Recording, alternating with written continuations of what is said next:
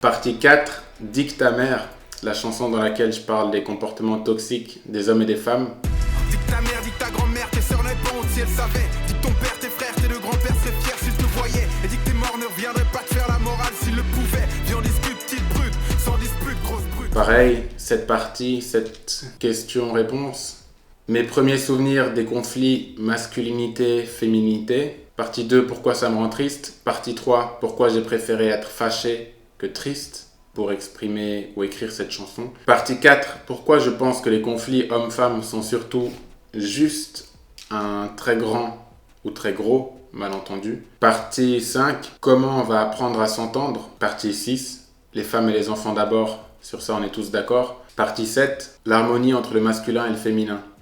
Partie 1, mes premiers souvenirs des conflits masculinité-féminité. Je sais pas exactement quand j'ai pour la première fois entendu parler de féminisme, mais j'ai l'impression que c'est un débat qui s'est accentué et qui continue de s'accentuer ces dernières années, peut-être depuis le confinement. Un débat ou un conflit qui s'est amplifié ces dernières années. Je sais pas exactement à quand ça remonte.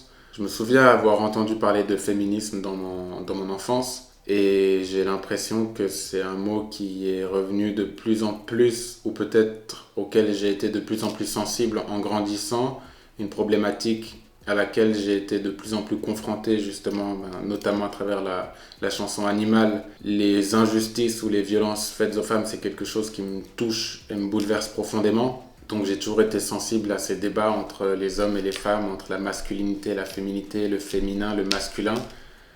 J'ai toujours voulu comprendre, enfin non, j'ai pas toujours voulu comprendre, mais j'ai l'impression que comme c'est un conflit qui s'est amplifié ou qui gagne de plus en plus en visibilité, j'ai ressenti le besoin d'en parler, j'ai voulu en parler pour dans l'idée réconcilier les hommes et les femmes, ou la masculinité et la féminité, le yin et le yang, le masculin, le féminin. La réalité ne changera pas sans ce que tu penses ou tes sentiments. Tu peux essayer tant que tu veux, tant que tu peux d'imposer tes convictions. Mauvaise nouvelle, ce qui est vrai restera vrai même si tout le monde te ment. En partie 2, pourquoi ça me rend triste ? Parce que les hommes et les femmes, c'est la base de l'humanité. C'est le fondement de notre espèce, même si aujourd'hui, avec les avancées technologiques, on pourrait théoriquement faire perdurer l'espèce uniquement avec des femmes, je crois, si je dis pas n'importe quoi. C'est pas l'idée et c'est pas la richesse de notre espèce. La richesse de notre espèce ou de nos qualités qui vont l'une avec l'autre et pas l'une contre l'autre, c'est justement d'être différent, de pouvoir créer des relations, des échanges et à travers ce partage de différences, créer une richesse ou créer une vie, créer un enfant. Et le fait de voir qu'il y a autant de conflits, un vrai déchirement entre les hommes et les femmes, moi ça me rend triste. Et c'est pour ça que j'ai voulu en parler. En partie 3, pourquoi j'ai préféré être fâché que triste ? Parce que c'est comme pour les violences conjugales, des débats ou des sujets qui me révoltent de savoir que des femmes puissent subir des injustices ou des hommes, vice-versa.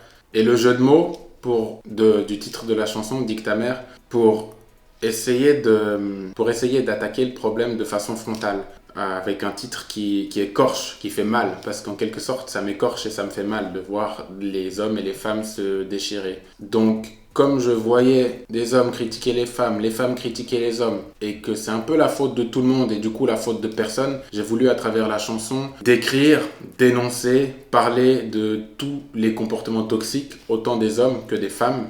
C'était assez difficile pour moi d'écrire la partie où je dénonce les comportements toxiques des femmes parce que les femmes subissent déjà tellement d'injustices de par leur vulnérabilité et du fait qu'elles ont moins de force que je tenais absolument à le faire de la façon la plus bienveillante possible, tout en ayant presque un équilibre, même s'il y a plus de couplets où je dénonce les comportements toxiques des hommes que celles des femmes, mais d'avoir justement cet équilibre.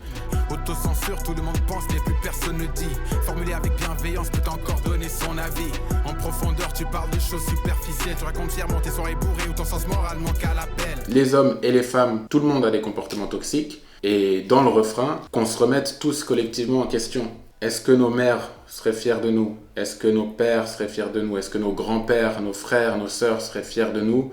Est-ce que nos ancêtres seraient fiers de nous ? De voir comment on échange, comment on vit ensemble, ou justement comment on se divise et comment on devient presque incapable d'être bienveillants les uns envers les autres. Donc même si c'était pour moi une façon de réagir par rapport à tous ces débats, de tous ces conflits que je voyais sur les réseaux sociaux, c'est une invitation à la réflexion. Qu'on se remette tous en question sur notre humanité et comment on a envie de partager nos valeurs féminines, nos valeurs masculines, et comment on les met ensemble. Pour moi, la féminité et la masculinité, c'est pas binaire, c'est quelque chose qui va ensemble. Peut-être que les hommes ont plus de masculinité que les femmes ont plus de féminité, mais la douceur, par exemple, pour moi, c'est une qualité féminine, la force, c'est une qualité masculine. On est tous capables de force et de douceur. Et ça ne veut pas dire que l'un est mieux que l'autre. Je pense que les deux sont nécessaires. J'ai pas de liste de toutes les qualités qui seraient plutôt masculines ou féminines, mais le but c'est pas non plus de lister ces qualités, mais c'est surtout de comprendre que c'est pas binaire, masculin ou féminin. C'est un spectre. Et à nous de savoir piocher quelle qualité utiliser au mieux selon le contexte. Non, il n'y a pas de débat à voir sur les choses qui sont simples et logiques. Les différences entre les hommes et les femmes sont simplement biologiques. Pas de science infuse, définition d'un mot biologie en 4 sciences de la vie. Si tu crois que les hommes et les femmes sont pareils, tu te trompes et tu ferais mieux de changer d'avis. Et au final, peu importe que ce soit des qualités féminines ou masculines, le plus important, c'est que ça reste des qualités qu'on sache utiliser. Parce qu'à partir du moment où on ne sait plus utiliser une qualité, ça devient justement un comportement toxique, ou les comportements toxiques que j'essayais de dénoncer ou d'écrire dans la chanson. Et à la fin du refrain, viens on discute petite prude, sans dispute grosse brute. Les P, les U, les B, les R, les U, les T, les E, c'est justement de nouveau pour écorcher les oreilles, mais qu'on fasse attention aux mots qu'on utilise les uns envers les autres. Pour la suite de mes projets, de façon générale, je l'ai déjà dit quand j'en parlais de la chanson Animal, j'ai toujours été entouré de femmes bienveillantes. J'ai jamais eu de problème avec les femmes de façon générale dans ma vie, que ce soit dans l'enfance ou dans ma vie d'adulte.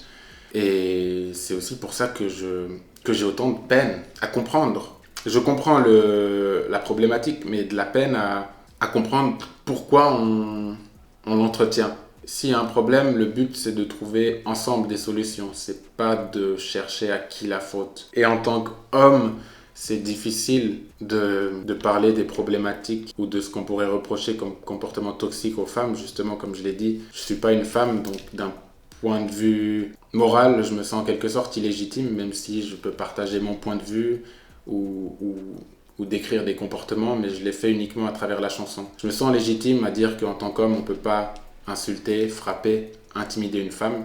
Et pour la partie féminine, pour ce qui concerne des femmes, c'est important pour moi de m'entourer de femmes, de donner la parole à ces femmes pour qu'elles puissent donner leur point de vue de femme par rapport à ce qui est digne d'un comportement d'une femme, ce qui est le bon exemple pour une femme, quelles sont les valeurs qu'une femme doit incarner. Je peux parler des valeurs qu'un homme doit incarner selon moi, des valeurs d'honneur, de respect, de bienveillance, de protection, de tolérance, de self-control.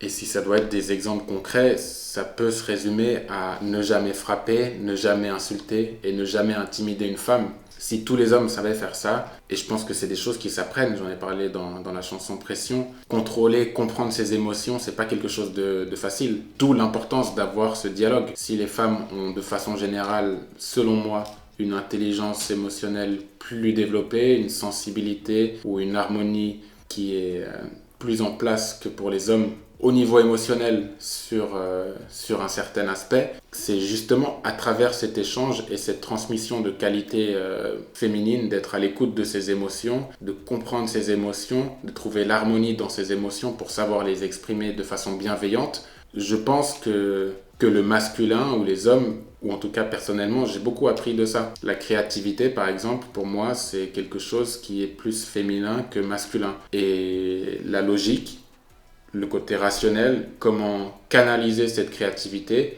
que ce soit pour écrire une chanson, trouver une inspiration pour un morceau au niveau mélodique, c'est plus une qualité masculine. Mais l'un ne va pas sans l'autre. Et c'est seulement en mettant les deux ensemble, en trouvant l'harmonie entre toutes ces qualités, qu'on peut créer quelque chose de bien, que ce soit au niveau artistique, parce que si on a juste des idées qui partent dans tous les sens mais qu'on ne peut pas les canaliser, c'est, en tout cas pour moi, très difficile de créer. Et s'il y a juste une sorte de rigidité, il n'y a pas la liberté ou la place pour cette énergie créative. Mais de nouveau, en tant qu'homme ou jeune homme,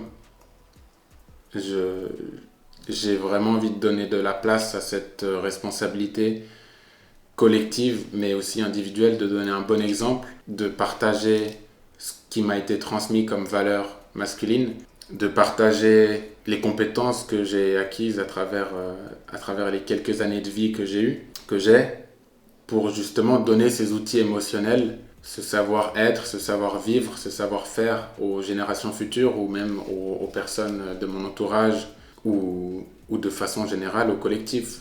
Pour moi, l'éducation, la transmission de savoir... Pendant des années, les femmes se sont battues pour leurs droits et leur liberté. Petite prude, tu veux tellement être libre de tes principes, tu t'es libéré. Tu te montres tout, tu te vends devant tout, t'appelles ça l'égalité. Femme au foyer, tu critiques, mais être maman, c'est le plus beau métier. De savoir-faire, de compétences, c'est pas forcément quelque chose qui se fait de génération en génération. C'est plus une compétence acquise, elle peut être transmise. Un enfant qui sait par exemple jouer au piano peut m'apprendre à jouer au piano.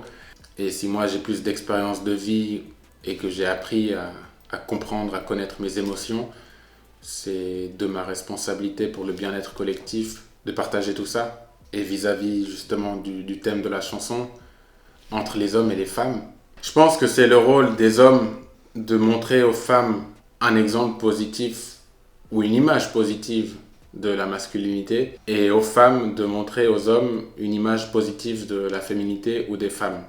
De nouveau, le féminin, le masculin, en ayant conscience que c'est, pour moi, quand je parle comme ça, un spectre de qualité et pas binaire, homme, femme, masculin, féminin, qu'une femme soit... Une femme peut aussi exprimer des qualités masculines et un homme peut aussi exprimer des qualités féminines. Et on est tous capables de tout ça. Peut-être pas de la même façon, mais c'est des qualités qu'on a tous. Le yin et le yang.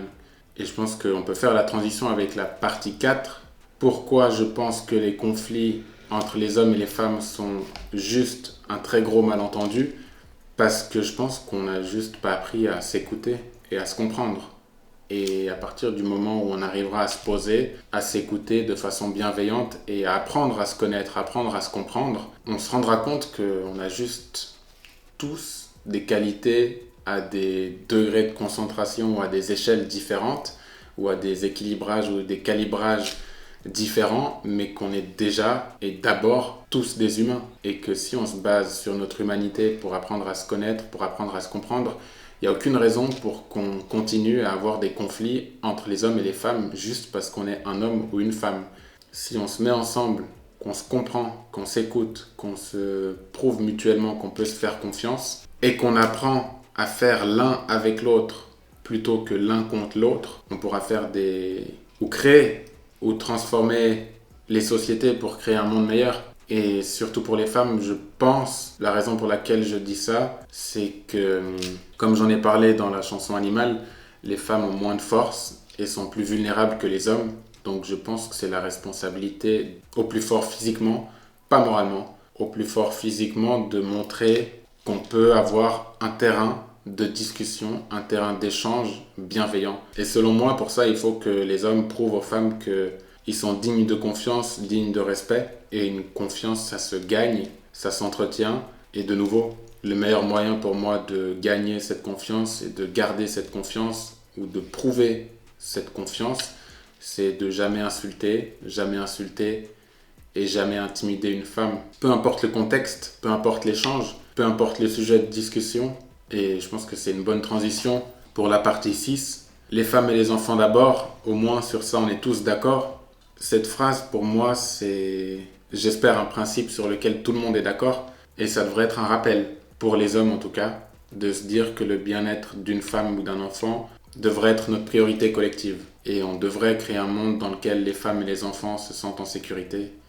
Et par par mutualité ou par association, ce sera un monde dans lequel les hommes auront une meilleure estime d'eux-mêmes. Les femmes et les enfants d'abord. Elle veut dire beaucoup de choses pour moi, cette phrase, mais c'est un principe sur lequel je pense qu'on est tous d'accord, et un principe un peu repère, dans le sens où si les femmes et les enfants d'abord, c'est une valeur qui devrait représenter notre société, les hommes devraient créer cette société ou garder ou préserver cette société, et c'est pas encore le cas. Et je pense que c'est des valeurs de respect mutuel. Cette phrase, elle devrait refléter des valeurs de respect mutuel. Les femmes et les enfants d'abord, un principe sur lequel je pense qu'on est tous d'accord, et c'est un principe repère pour moi, dans le sens où si on est tous d'accord sur le fait que les femmes et les enfants d'abord, ça veut dire que les hommes ont ce rôle de protéger l'intégrité physique, morale et émotionnelle des femmes.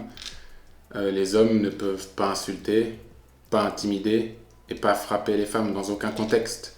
Et si les femmes ont conscience de pas de ce privilège, mais de cette priorité, on devrait pouvoir instaurer une société ou un climat dans lequel il y a un respect mutuel. Une femme ne manquerait pas de respect à un homme qui serait prêt à mourir pour elle. Et vice-versa, un homme ne manquerait pas de respect à une femme s'il est prêt à mourir pour elle. Et les femmes et les enfants d'abord, je pense que pour ce qu'il en est des hommes et des femmes, c'est un bon principe sur lequel fonder des relations saines, des échanges sains entre les hommes et les femmes de façon générale dans la société.